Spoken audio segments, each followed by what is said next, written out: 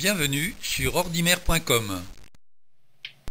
Dans ce tutoriel, nous allons aborder la question de la connectique en informatique. Beaucoup d'adhérents du Club Ordimer nous ont interrogés sur la quantité de câbles fournis avec leurs appareils.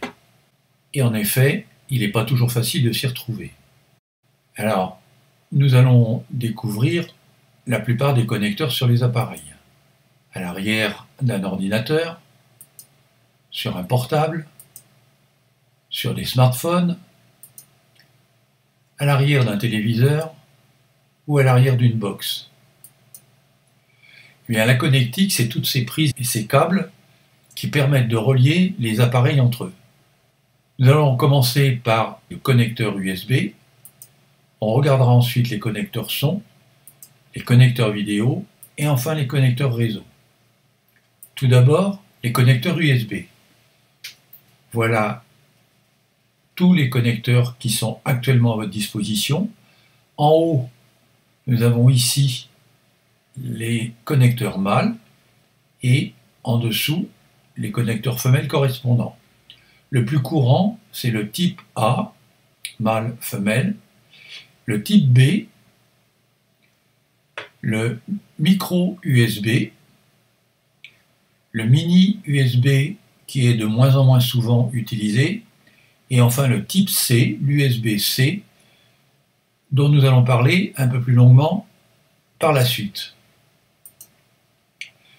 En effet, il existe maintenant un nouveau connecteur USB-C parce que nous savons tous que le connecteur USB actuel, il a un défaut, il ne peut s'en ficher que dans un seul sens. Et nous sommes nombreux à avoir pesté contre ce type de connecteur. L'USB-C n'aura plus de sens, on pourra l'enficher sans se tromper. Voilà la partie mâle et femelle de l'USB-C. Le plus utilisé actuellement, c'est le câble USB mâle, micro USB mâle, qui sert pour la plupart du temps les smartphones, les barres de son ou les appareils de photo numérique. Voilà comment il se présente. Il sert essentiellement pour recharger nos appareils ou pour transférer les photos ou les fichiers de notre appareil sur un ordinateur. Voilà un connecteur USB A et USB B. En général, le câble comprend ces deux prises qui servent pour la plupart du temps à relier notre imprimante à l'ordinateur ou une station de disque dur. Voici une rallonge USB A mâle, USB A femelle. Lorsque la prise USB n'est pas assez longue, eh bien, il suffit de mettre une rallonge, comme on en met une sur un circuit électrique.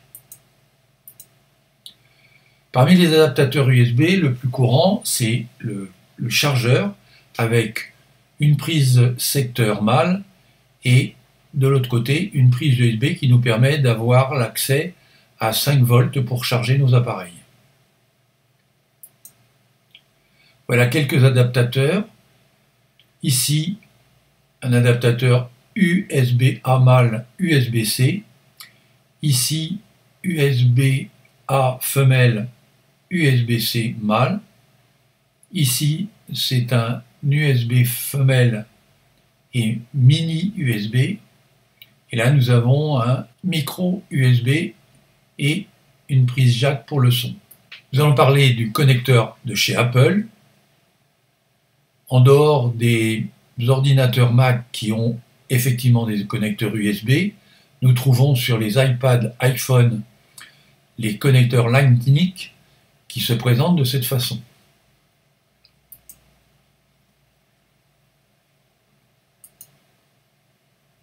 Là aussi, dans cette catégorie, on trouve toute une série d'adaptateurs. Ici, un câble USB-A mâle, Lightning mâle. Ici, USB femelle avec un connecteur Lightning. Lightning jack pour le son et ici un adaptateur Lightning pour une prise HDMI. Maintenant, regardons les connecteurs pour le son. Le plus répandu, c'est la fiche jack. On va représenter comme tout à l'heure en haut les connecteurs mâles et en bas les connecteurs femelles.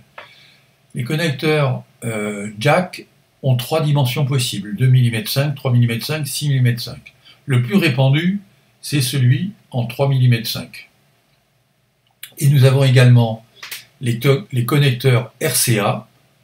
Ce sont des fiches qui ressemblent aux connecteurs coaxiaux. En haut, les connecteurs mâles, en bas, le connecteur femelle, en sachant que la partie rouge sert au son du canal droite et la partie blanche au son du canal gauche. On voit sur le connecteur femelle qui est ici un autre connecteur jaune que nous allons voir un peu plus loin. Les connecteurs son servent à relier par exemple des écouteurs sur un smartphone ou relier un casque audio à un ordinateur. Voilà un adaptateur câble avec ici jack mâle 3 mm 5 et ici 2 connecteurs mâles RCA.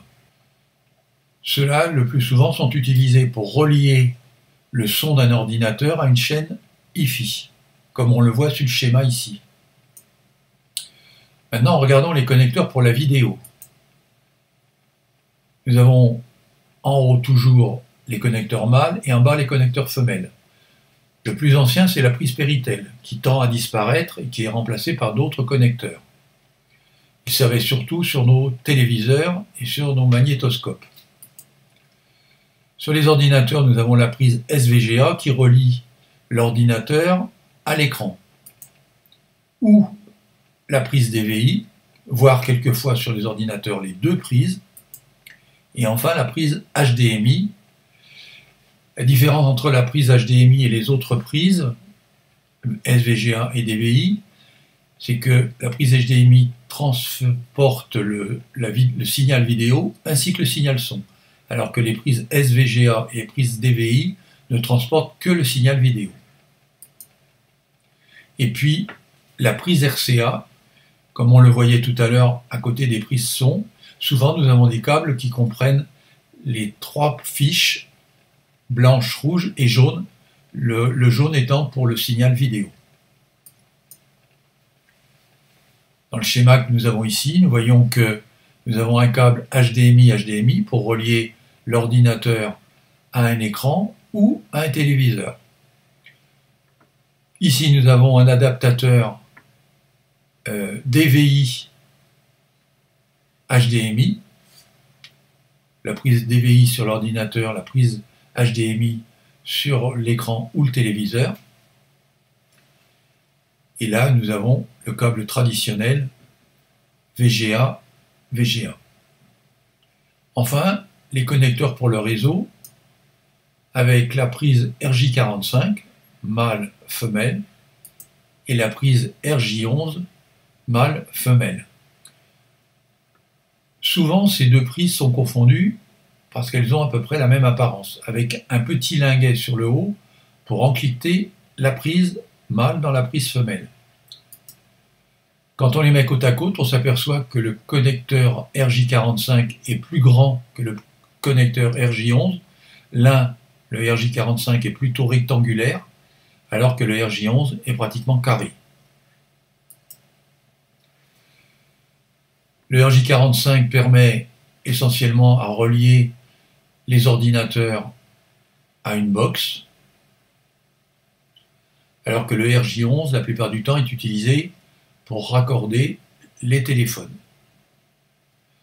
Bien que aujourd'hui, les connecteurs utilisés dans le téléphone sont équipés de plus en plus souvent par le RJ45. Nous avons vu les principaux connecteurs que l'on pouvait rencontrer autour de nos ordinateurs et de tous nos appareils, et je vous dis à bientôt sur www.ordimer.com.